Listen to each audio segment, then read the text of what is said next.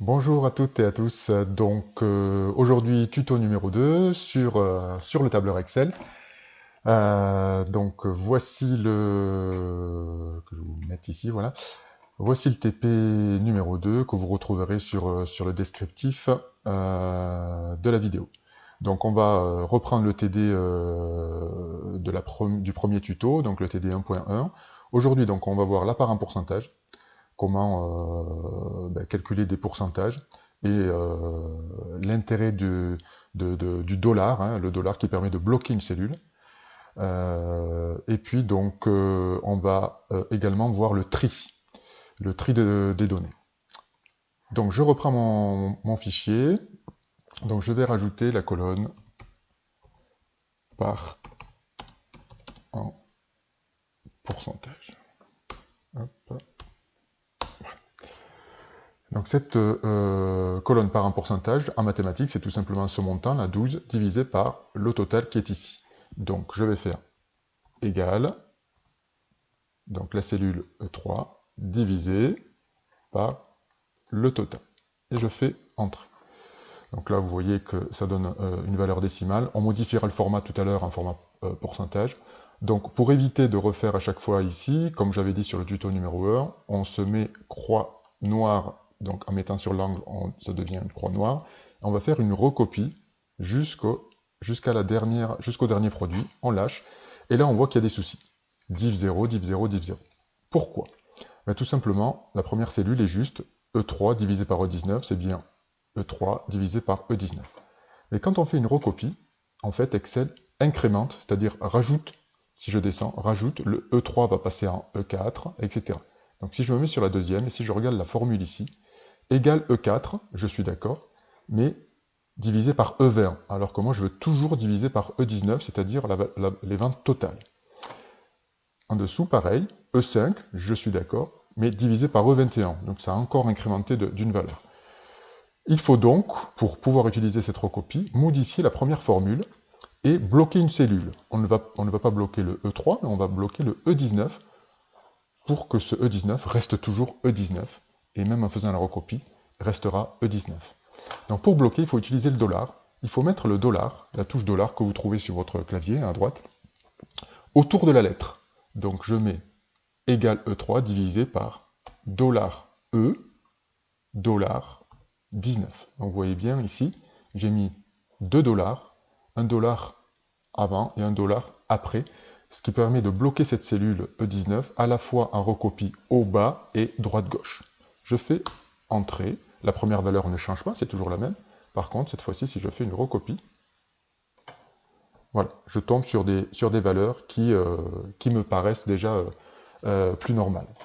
Clic droit, format de cellule, et puis je vais mettre en format pourcentage avec 2 décimales. Voilà, donc je vais rajouter mon trait de tableau. Là, je rajoute mes traits de tableau. Le min, le max, etc. Si je le veux, bah, à la limite, je peux, hein, mais je ne vais pas le recalculer. Regardez, j'ai juste à faire comme ça.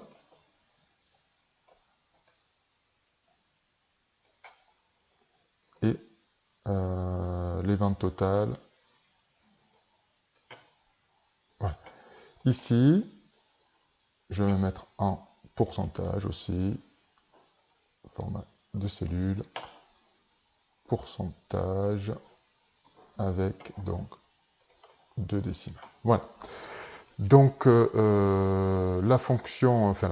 manipulation de l'utilisation du dollar, donc intéressant quand on veut bloquer une cellule, ce qui permet lors de recopie de verrouiller cette cellule et que la cellule reste identique même lorsqu'on fait une recopie, que ce soit droite, gauche, haut et bas. Le tri. Si par exemple je veux faire un tri et je veux trier, alors je ne sais plus ce que j'avais mis, voilà, trier les ventes par ordre décroissant. Donc mes ventes sont là et j'aimerais par ordre décroissant, c'est-à-dire la vente la plus haute en premier et ainsi de suite. Je veux trier, l'erreur ça serait de sélectionner uniquement le critère, c'est-à-dire que je veux sélectionner par rapport au montant, mais je sélectionne ici montant. C'est surtout ce qu'il ne faut pas faire. En fait la règle est toute simple, il faut sélectionner plutôt les lignes que l'on veut trier. Donc, je vais prendre la première ligne, et je vais vous expliquer pourquoi prendre la première ligne n'est pas gênant tout à l'heure, et je vais sélectionner les lignes que je veux trier. Donc, je veux trier tout ça. Par contre, je ne veux pas trier vente la plus haute, la plus basse, vente moyenne et vente totale. Je veux que cela reste toujours en bas sur mon tableau. Pourquoi je sélectionne la première? Tout simplement parce que Excel sait que la première ligne, il ne faut pas la trier. Donc je vais sur Données, Trier, et là vous allez avoir ça. Et là on me dit, vous voulez trier par rapport à quelle colonne? Ben là moi je dis c'est par rapport à la colonne montant. Par rapport à un tri sur valeur, moi je ne modifie jamais, donc c'est par rapport aux valeurs. Et là donc il n'y a plus d'histoire de croissant, décroissant, etc. C'est encore plus simple, du plus petit au plus grand, ou du plus grand au plus petit. Je mets du plus grand au plus petit, et voilà. Donc j'ai les boucles, donc cette référence-là en vente la plus haute, et en vente la plus basse, j'ai celle-ci. Voilà, donc là vous avez un tri qui se fait et vous pouvez trier par rapport aux critères que vous souhaitez. Un tri par ordre alphabétique, par rapport au parent pourcentage, par rapport aux quantités vendues. Peu importe, c'est toujours la même méthode et la règle, donc toujours sélectionner les lignes que l'on veut trier. N'oubliez pas qu'on se retrouve également sur le tuto numéro 3 pour d'autres manipulations. En attendant, vous pouvez vous abonner à ma chaîne en cliquant en haut sur votre gauche. Et puis je vous retrouve donc pour le prochain tuto. À bientôt!